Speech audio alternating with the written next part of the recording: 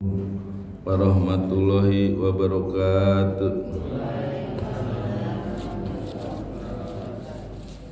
Innal hamdalillah nahmaduhu wa nasta'inuhu wa nastaghfiruh wa na'udzu billahi min shururi anfusina wa min sayyiati a'malina may yahdihillahu fala mudhillalah wa may yudhlilhu fala hadiyalah. Asyhadu an la ilaha illallah wahdahu la syarikalah wa asyhadu anna Muhammadan abduhu wa rasuluh.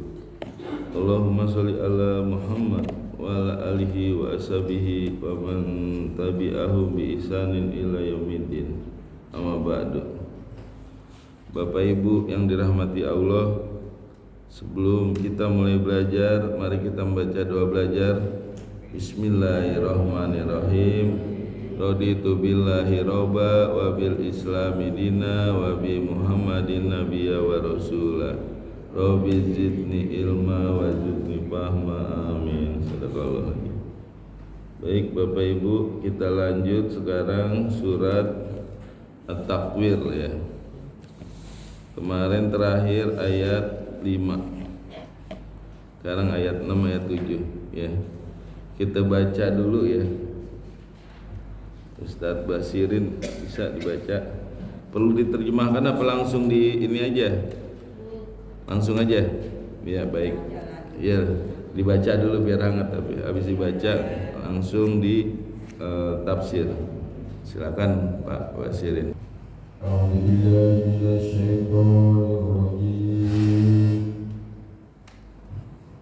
Bismillahirrahmanirrahim. إذا الشمس كورت وإذا النجوم انكدرت وإذا الجبال سيرت وإذا العشار عطلت وإذا القبور حشرت وإذا البحار سجرت وإذا النفوس زوجت وإذا الموءودة سئلت بأي ذنب قتلت وإذا الشوق نشرت وإذا السماء كشطت وإذا الجحيم سعرت وإذا الجنة أزلفت علمت نفس ما أحضرت فلا أقسم بالخنس. Sadaqallahul azim. Baik Bapak Ibu, kita langsung tafsir ya.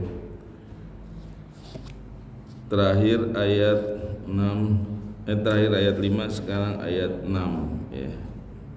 Jadi di surat At-Takwir ini Allah ingin menceritakan perubahan-perubahan ya yang terjadi pada hari kiamat, menjelang kiamat dan nanti setelah hari kiamat. 6 peristiwa menjelang kiamat ya. Perubahan pertama, matahari digulung ya. Itu perubahan yang pertama. Perubahan yang kedua, bintang berjatuhan ya. Yang tadinya berputar pada orbitnya, pada hari kiamat terjadi perubahan, bintang berjatuhan. Perubahan ketiga, gunung-gunung diperjalankan atau dihancurkan. Perubahan yang keempat, unta bunting ya, ditinggalkan ya, pokoknya barang-barang yang mahal ditinggalkan semua. Perubahan yang kelima, binatang liar berkumpul. Binatang liar kan biasanya sama manusia jauh ya. Kalau terhadap binatang buas manusia yang menghindar, kalau terhadap binatang yang enggak buas, binatang yang enggak buas yang lari ya. Nah, pada ayat 6 ya, itu Allah ingin menceritakan perubahan pada laut ya. Artinya apa? Bahwa perubahan itu adalah suatu keniscayaan ya, udah pasti ada perubahan. Bahkan bukan hanya perubahan, ya, alam semesta ini akan musnah, akan hancur, akan fana, ya.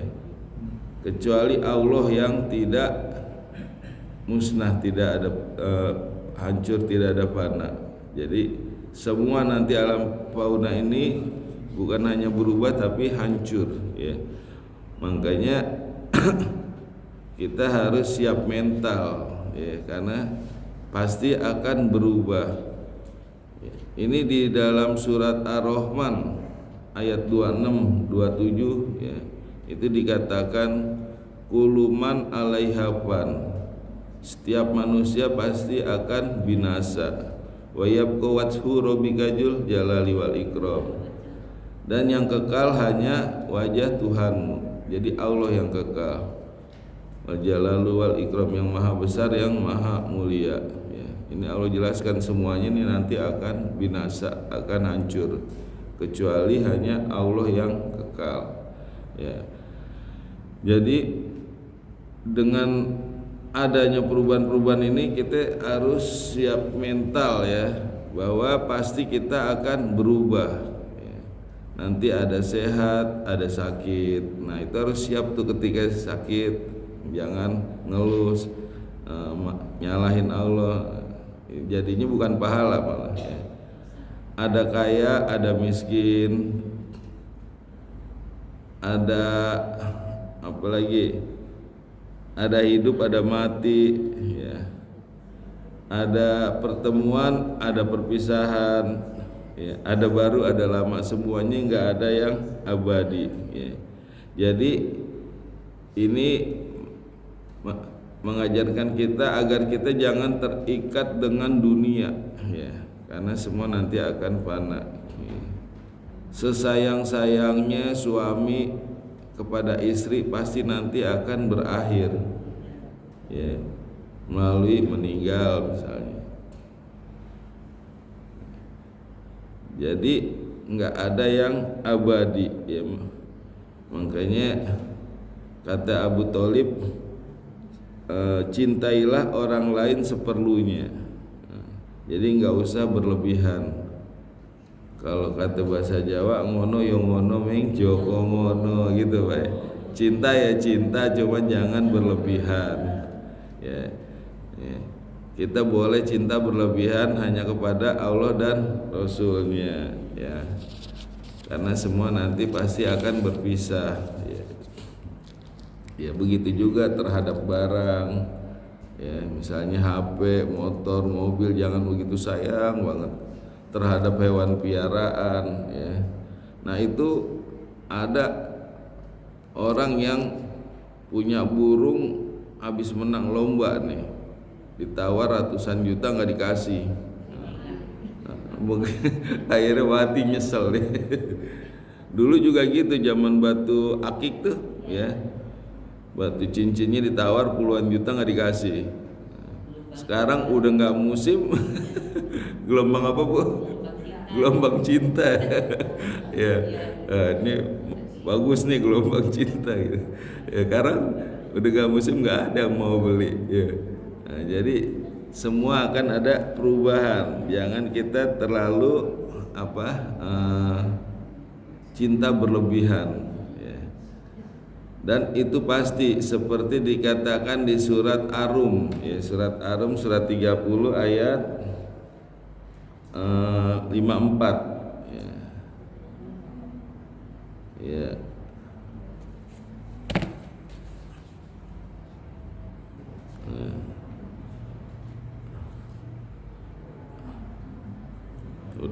Udah ketemu surat Ar-Rum ayat 54. Allahul ladzi khalaqakum min dha'fi, ya. Allah lah yang menjadikan kalian dari lemah, summa ja'ala min ba'di, ya, kemudian menjadikan dari sesudah dha'fin kuat, dari lemah lalu menjadi kuat, ya. Kan waktu Allah ciptakan kan lemah itu, boro-boro bisa lari, tengkurap aja susah, ya. Lalu tumbuh dewasa, akhirnya menjadi kuat, ya. Lalu dari kuat terus summa ja'ala mim ba'di kuatin dofan, dari kuat kemudian menjadi lemah lagi, wasaibah lalu beruban. Nah itu dari tanda-tanda tuh kalau udah uban ya. Lalu yahluku mayasa, dia menciptakan apa yang dikehendaki, wahwal alimul qadir, dan dia maha mengetahui maha kuasa ya. Jadi di sini Allah mengatakan manusia itu nanti akan berubah dari lemah lalu kuat lalu berubah nanti lemah lagi ya. Bahkan nanti rambutnya mulai memutih. Itu perubahan-perubahan yang nggak bisa dihindari ya, dan pasti berubah ya. Ada orang yang nggak bisa terima itu dengan perubahan, kayak seperti Marilyn Monroe ya. Marilyn Monroe tahu ya kalau yang zaman dulu mah ya. Itu dia karena takut tua ya, bunuh diri deh takut wajahnya jelek, keriput ya. Kalau sekarang sih masih ada oplas ya, operasi plastik, hidungnya dimancungin, bibir udah bagus-bagus jadi jembeu ya. Itu bagi yang punya uang. Kalau yang nggak punya uang ditebelin make upnya biar nggak kelihatan keriputnya, tapi tetap kan kekuatannya juga beda kalau yang muda sama yang tua ya. Jadi ya itu perubahan itu harus bisa kita nerima ya, pasti nanti kita akan mengalami perubahan-perubahan itu ya, makanya siapkan mental ya. Itu yang Allah ingin sampaikan di surat ini. Tapi surat ini intinya adalah tentang laut wa ijal biharu sujirat ya. Apabila laut sujirat ya. Jadi sujirat itu memiliki 4 makna ya. Yang pertama maknanya bercampur, apabila laut bercampur. Yang kedua maknanya meluap ya. Jadi apabila laut meluap. Yang ketiga maknanya menyala.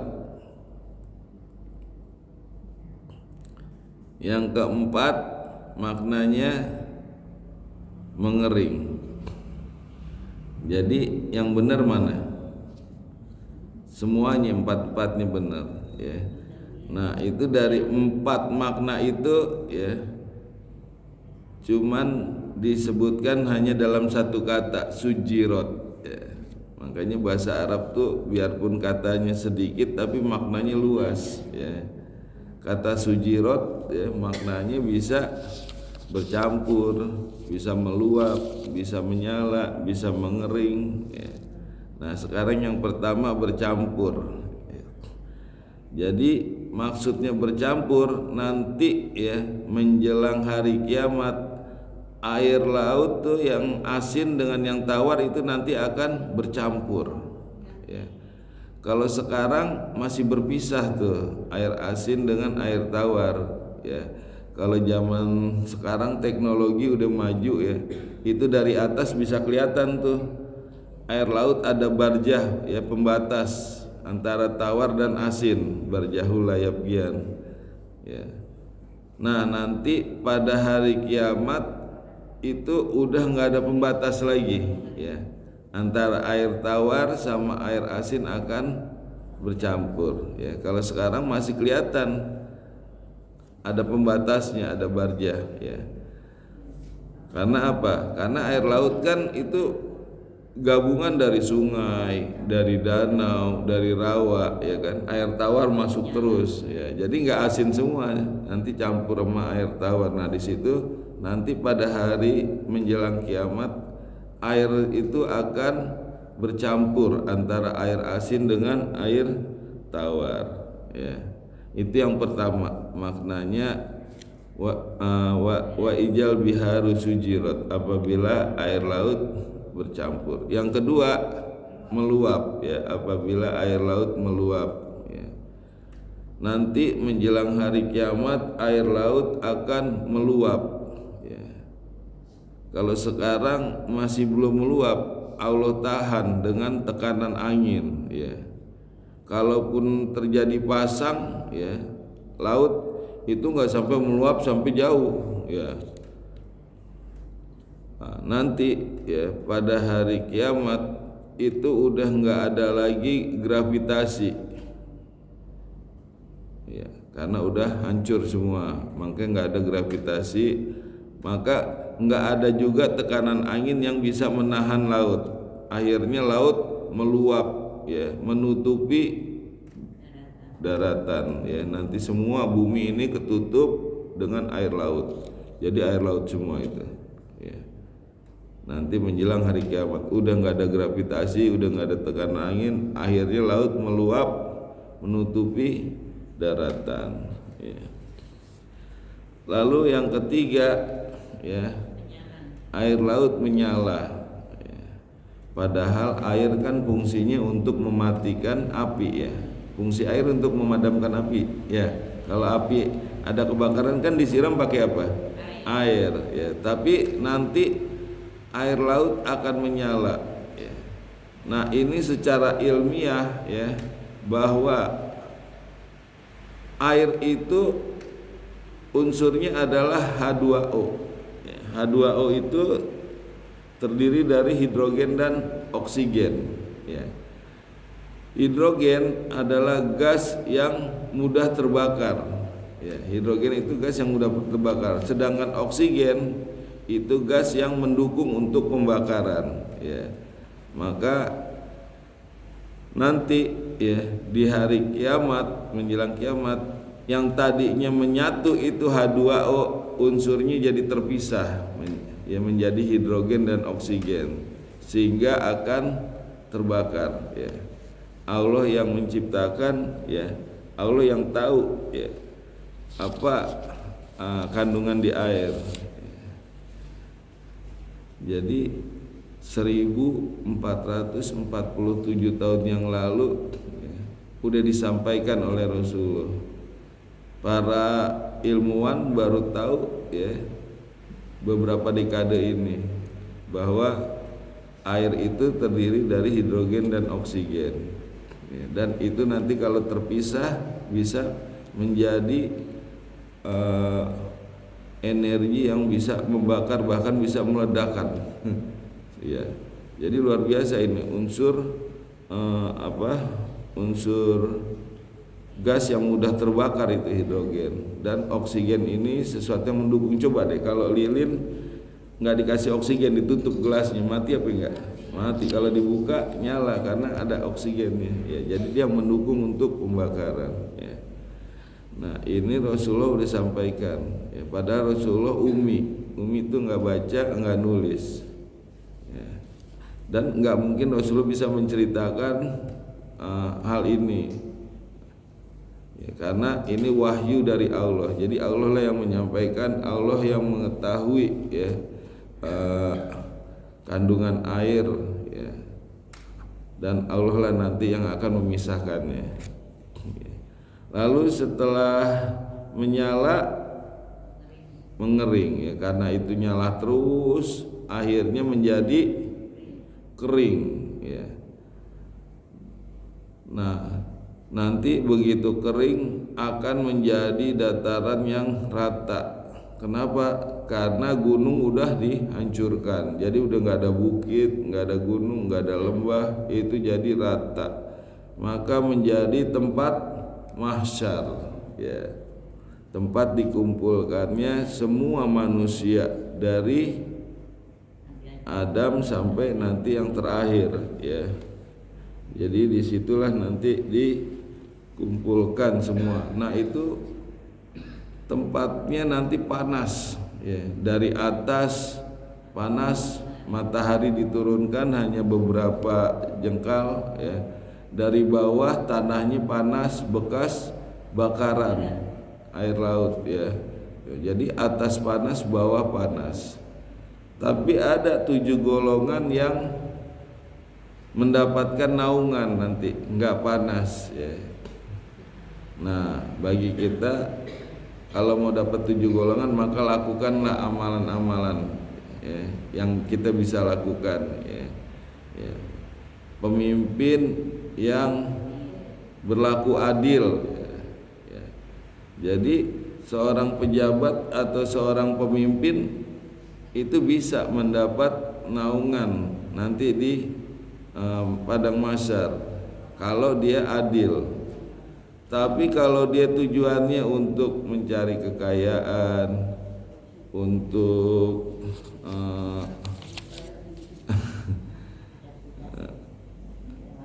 untuk pribadi ya,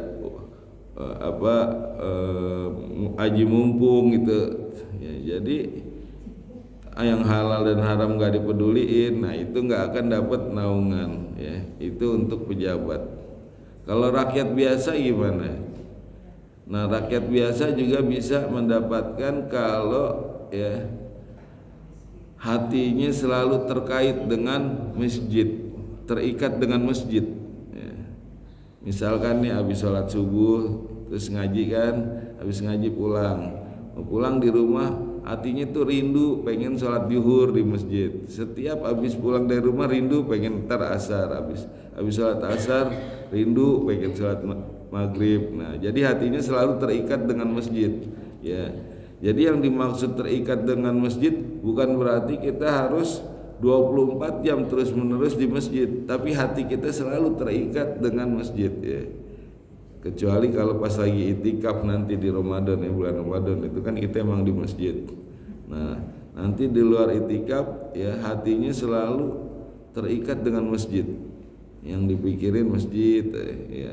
Aduh bentar lagi zuhur nih, pengen buru-buru siap-siap misalnya. Nah, jadi hatinya selalu terikat dengan masjid. Itu nanti juga akan mendapatkan naungan di padang mahsyar ya. Ya syukur-syukur kita mendapatkan salah satu dari 7 golongan itu atau ketujuh-tujuhnya. Ya. Jadi walaupun di bawah nanti panas, di atas matahari dekatkan, kalau kita dapat naungan insya Allah ya adem ya benar. Ya. Jadi wa ijal biharu sujirat ini ada pelajaran di sini ya. Pelajaran di sini Allah ingin memberi bagaimana cara sistematika mengajar ya. Coba antara laut dengan sujirat lebih familiar yang mana?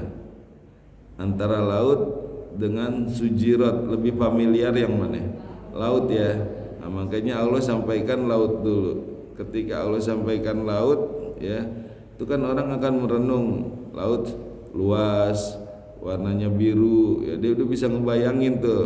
Nah, ketika bisa ngebayangin lalu Allah sampaikan tuh fakta-fakta yang baru. Nanti laut akan bercampur, akan meluap, akan menyala. Nah, jadi Allah ingin menyampaikan bagaimana cara mengajar dari yang mudah dulu baru yang susah ya. Jadi guru juga harusnya gitu, jangan kita langsung ngajarin kali-kalian bagi-bagian. Harusnya dari tambah-tambahan dulu, kurang-kurangan baru kali-kalian bagi-bagian. Ya, jangan yang susah dulu baru yang mudah. Jadi kalau ada murid misalnya nggak bisa memahami, mungkin bisa jadi sistem mengajarnya ya. Dia yang susah dulu, yang mudahnya belum diajarin dia. Nah, itu pelajaran buat guru-guru ya, gimana cara sistem mengajarnya. Allah mengajarkan itu dari yang mudah dulu. Laut kan familiar, baru nanti dikasih fakta-fakta baru bahwa nanti lo akan terjadi perubahan-perubahan ya. Ya, di ayat 6 udah selesai. Ada yang mau ditanyakan? Ya Pak Mariana silakan. Terkait tadi tanda-tanda kiamat berdua ya. Pakai mic biar ibu-ibu dengar ya. Matahari di gulung tadi ya Ustaz. Terus kemudian bulan Bintang berjatuhan. Sementara kalau yang kita lihat saat ini adalah B bintang itu kan kecil-kecil juga dari jauh ya. Atau secara sains bahwa bintang itu belum tentu lebih kecil daripada Bumi, iya. bahkan lebih besar. Iya. Bahkan bumi itu cuma kecil sekali gitu. Iya. Nah, bagaimana antara tadi Bumi dan bintang. berjatuhan, sementara bintang itu bisa lebih besar, kemudian matahari tergulung, padahal matahari kan sebenarnya lebih besar daripada bumi. Iya. Iya, baik. Jadi nanti matahari itu digulung dan dilempar. Ya. Ijaz samsu kuirot kemarin apa? Bisa diartikan digulung, lalu dilempar, terus apa lagi? Ada 3 ya. Dilempar nanti ke neraka. Ya. Matahari, bulan, bintang itu ya akan dilempar ke neraka. Berarti neraka luas gak? Luas, matahari aja masuk situ. Ya, jadi nggak usah khawatir tuh buat orang yang maksiat. Surga juga lebih luas, nggak usah khawatir orang yang beriman. Ya, nah di situ nanti untuk membuktikan bahwa ini loh yang dulu kamu sembah nih, matahari, bintang, bulan tuh masuk ke neraka, termasuk orang yang menyembahnya gitu ya. Jadi jangan bayangin wah bumi hancur dong kalau ketimpa sama bintang ya. Ketimpa meteor aja udah heboh, apalagi bintang nanti ya menjelang kiamat tuh pada berjatuhan ya. Berjatuhan ya, mungkin yang kecil-kecilnya menimpa. Kalau yang gede menimpa ya langsung ijaljul jilatil ardi jiljalah, bergoncang-goncang itu kenceng ya, bisa dibayangin gempa 10 Richter aja udah dahsyat banget ya, nanti itu goncang terus ya. Jadi seperti itu ya, nanti dilemparkan ke neraka seperti ya. Ada lagi? Tadi yang 7 golongan nggak disebutin semua. 7 golongan enggak. Nanti saya kirimin di grup ya. 7 golongan apa saja ya. Udah, sekarang kita lanjut ke ayat 7 ya. Jadi ayat 7 ini awal dari 6 peristiwa yang kedua. Kan ada 6 peristiwa pertama dan 6 peristiwa yang kedua. Bedanya apa? Bedanya 6 peristiwa pertama sebelum kiamat, 6 peristiwa kedua sesudah kiamat ya. Jadi menurut Ibnu Abbas ya, Allah menyebutkan 12 peristiwa kata Ibnu Abbas. 6 peristiwa terjadi di dunia menjelang hari kiamat, 6 peristiwa kedua terjadi di akhirat ya, di awal-awal kiamat ya. Nah, jadi wa idza nufusu juwijat itu nanti ada 3 makna ya. Wa idza nufusu juwijat ada berapa? 3 makna. Yang pertama maknanya bahwa ya, apabila jiwa dan raga dikumpulkan atau roh dan jasad dikumpulkan atau dipertemukan. Itu makna yang pertama, wa idzan nufusu juwijat, apabila roh dan jasad dikumpulkan atau dipertemukan. Makna yang kedua ya, wa idzan nufusu juwijat, apabila manusia dikumpulkan bersama orang-orang yang serupa ya. Apabila manusia dikumpulkan bersama orang-orang yang serupa. Makna yang ketiga ya, apabila ya, amalan dipasangkan dengan pelakunya ya, jadi amalan diketemuin sama pelakunya. Udah? Ulang ya. Yang pertama ya, yang pertama apabila jiwa dan raga dipertemukan atau dikumpulkan ya, atau roh atau jasad sama ya, itu akan dikumpulkan. Yang kedua apabila manusia dikumpulkan dengan orang yang serupa. Yang ketiga apabila amalan dipasangkan dengan pelakunya. Dah. Ya. Berarti yang manusia di bulan yang serupa maksudnya apa ya? Nanti dijelasin ya. Yang maksud serupa apa nanti dijelasin. Pokoknya nanti lengkap lah dijelasin ya. Nah, udah ya. Yang pertama, apabila jiwa dan raga dikumpulkan atau roh dan jasad dikumpulkan atau dipertemukan ya. Jadi maksudnya di sini nanti di hari kiamat akan ditemukan tuh antara roh dan jasad. Kita kan sekarang ini roh dan jasad menyatu ya. Kita sekarang di sini rohnya aja atau jasadnya aja, dua-duanya. Tapi kok nyatanya ada yang jasadnya di sini tapi ruhnya ada yang di rumah, ada yang mikirin. Ada gak yang ruhnya mikirin ke keluar? Jasadnya mah di sini tapi ruhnya katanya dua-dua aja. Ya. Jadi pada saat sekarang ya kita itu jiwa dan raga ya atau roh dan jasadnya disatukan. Nanti setelah meninggal ya diambil nyawanya, maka ruhnya akan dipisahkan itu sama jasadnya. Sampai kapan? Sampai hari kiamat ya. Nah, nanti pada hari kiamat maka akan dikembalikan lagi itu. Jadi ruhnya akan dikembalikan ke jasadnya masing-masing pada hari kiamat. Itu ada berapa jumlahnya nanti manusia? Miliaran. Kira-kira keliru gak tuh nanti rohnya? Enggak ya, karena Allah yang akan memasukkan roh ke jasad. Kalau petugas TPS bisa jadi itu salah tuh ya. Tapi kalau Allah nggak mungkin keliru itu ya. Masukin roh ke jasadnya masing-masing. Repot kalau nanti keliru ya Pak. Pak Basirin ketuker sama Pak ini gitu, Pak Suruni ya repot. Ya, jadi nanti akan dikembalikan itu ya.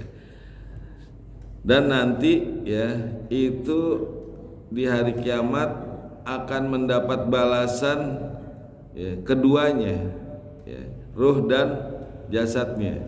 Jadi kalau misalkan orang yang beriman itu akan mendapatkan nikmat, ruhnya dapat nikmat, jasadnya juga dapat nikmat ya. Begitu juga orang yang kafir ya, itu akan disiksa kedua-duanya, ruhnya disiksa, jasadnya juga disiksa ya. Jadi dua-duanya nanti dia akan mendapatkan apa yang dia perbuat ya. Kalau dia beriman dia mendapatkan nikmat dua-duanya, kalau dia kafir maka dia juga akan mendapatkan siksa kedua-duanya ya. Ya, jadi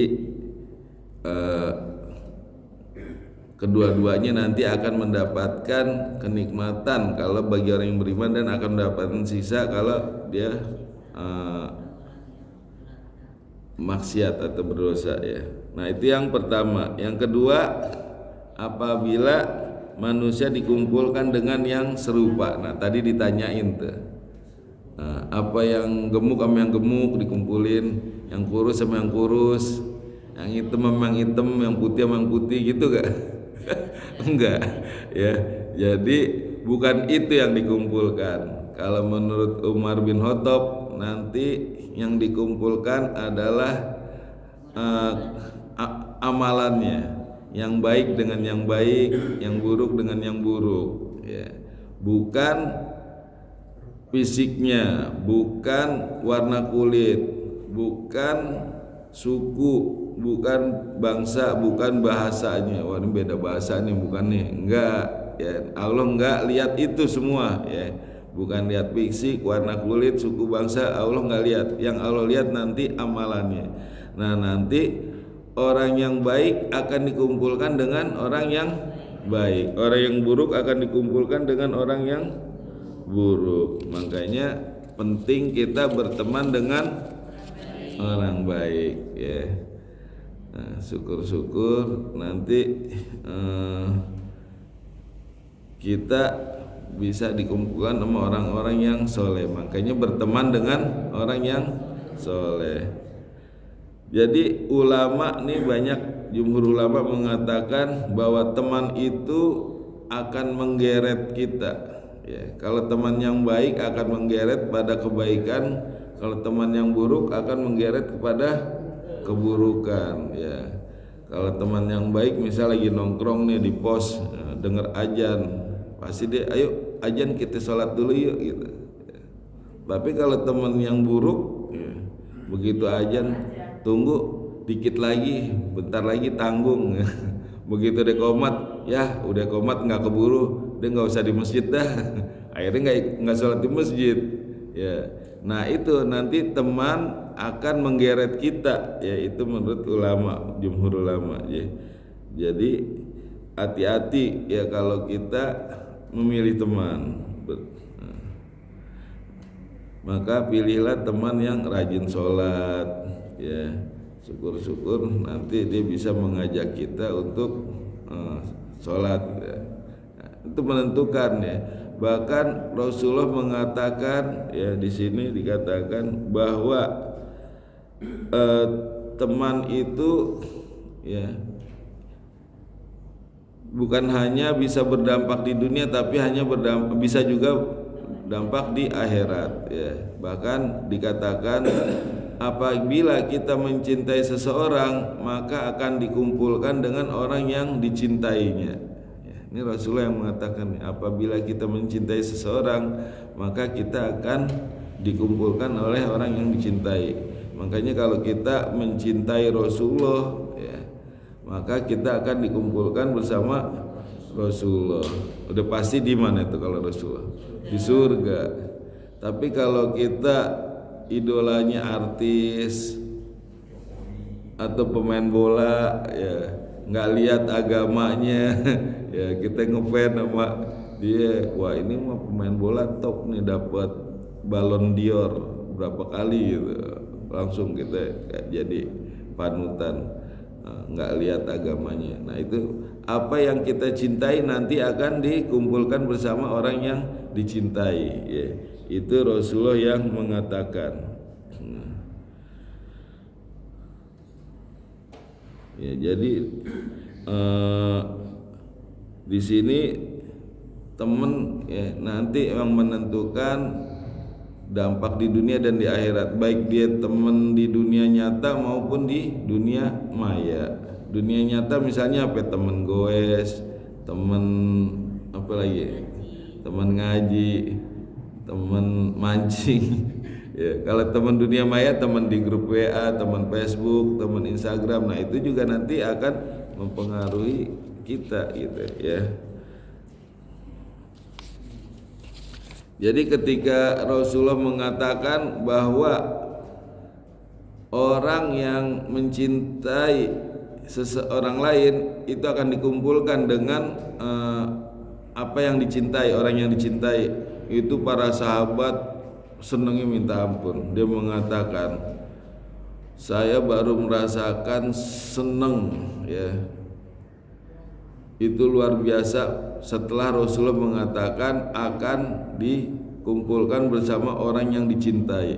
Senangnya minta ampun. Kenapa?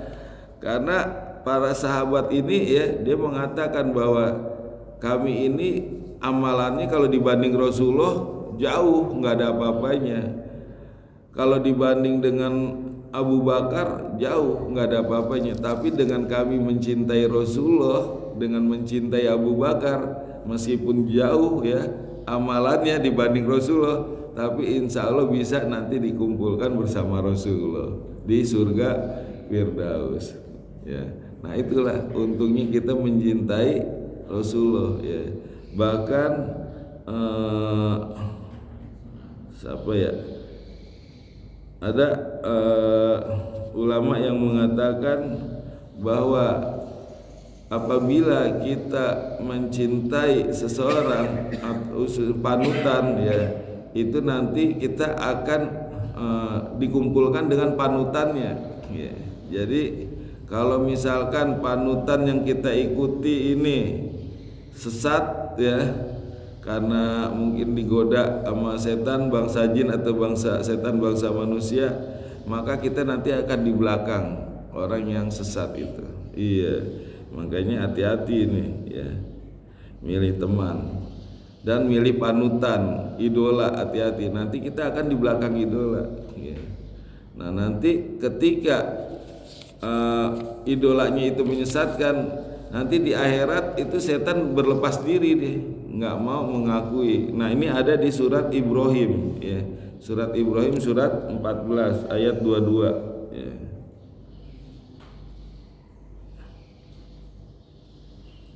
Ayat 22 udah ketemu?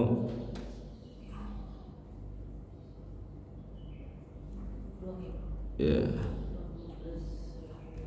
Wa qasaitanu lamma qudiyal amr ya, dan berkata setan ketika dia diputuskan dan diperintahkan, sesungguhnya Allah wa'dakum wa'dal haq, Allah telah menjanjikan kepada kalian dengan janji yang benar. Wa wa'atukum wa ahlaftukum, dan sedangkan aku menjanjikan janji yang salah ya pada, dan tidak ada bagiku alaikum atas kalian min sultan kekuasaan ila anda atukum ya, kecuali aku hanya menyeru kepada kalian wastajabtum, lalu kalian mengikutinya, berkenan ya kepadaku, fala talumuni ya, maka tidaklah aku bersalah, jangan engkau menyalahkan aku, walumu anfusakum, tapi engkau sendiri yang salah ya. Ma'ana bimuslihin, maka tidaklah aku dapat menolong kalian, wa ma antum bimuslihin, dan tidak juga kamu dapat menolongku. Jadi nanti ketika disalahin setan, dia bilang, lah aku kan cuman ngajak doang, ngebisikin doang, ya kamu sendiri yang mau ikut ya, nggak ikut juga nggak apa-apa kan ya, salah sendiri mau ngikutin, cuman gitu ya, ya. Gimana dia mau nolong, dia juga masuk neraka mau nolong ya. Makanya tidaklah kalian bisa menolongku, begitu juga aku bisa menolong kalian ya. Janganlah menyalahkanku, pala talumuni walumu anfusikum, tapi salahkanlah diri kalian sendiri. Jadi nanti berlepas diri itu panutan. Makanya kita ya milih panutan yang bertanggung jawab ya, yang baik. Siapa? Rasulullah ya. Jadi Rasulullah itu ya dijadikan panutan, nanti dia akan menolong kita, bisa memberikan syafaat kepada kita ya. Jadi itu layak kita jadikan panutan atau idola, karena beliaulah yang bisa nanti menolong kita di akhirat ya. Atas izin Allah nanti Rasulullah bisa memberikan syafaat kepada kita ya.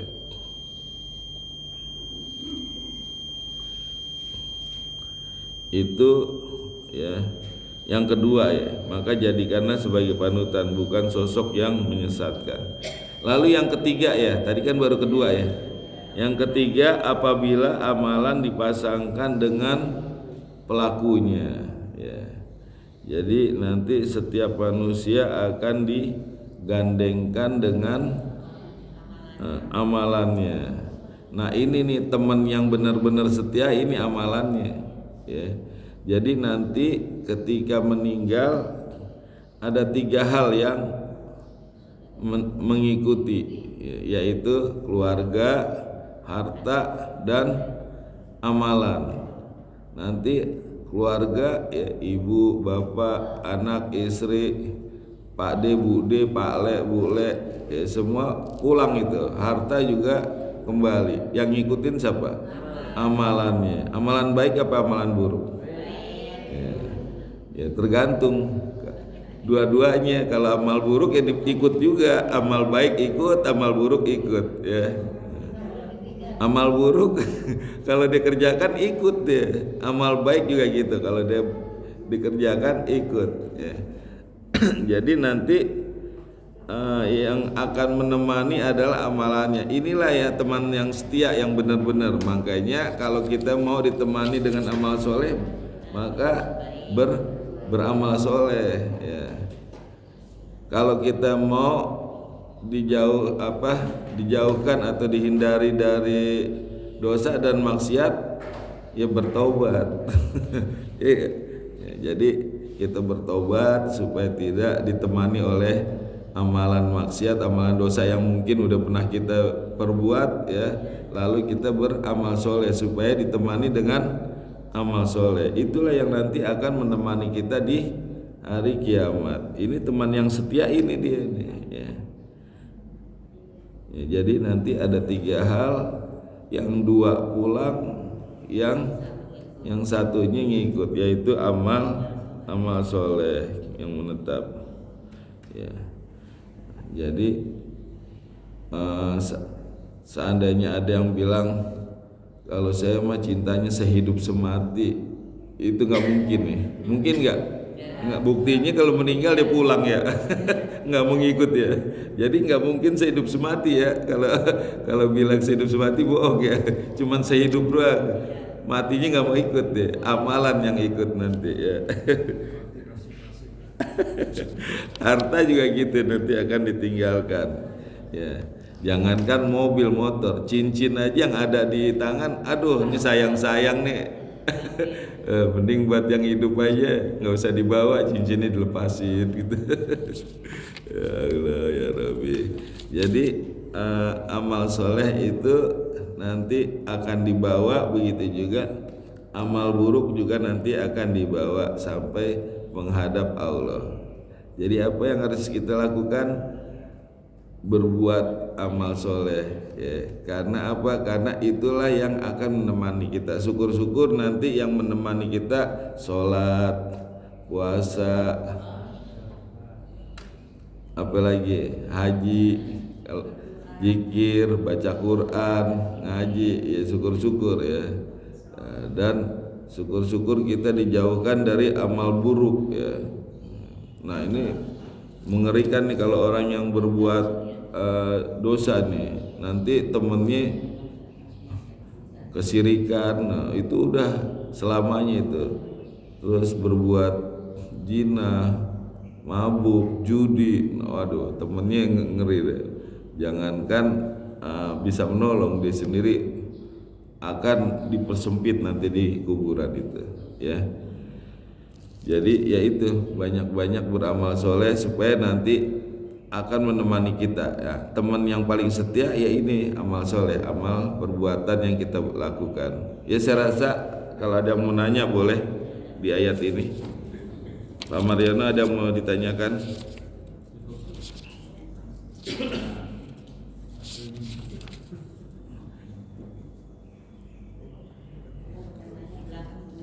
Udah cukup. Kalau cukup kita otmil Quran aja ya. Allahumma bil Quran waj'alhu lana imama wa nura wa huda wa rahmah. Allahumma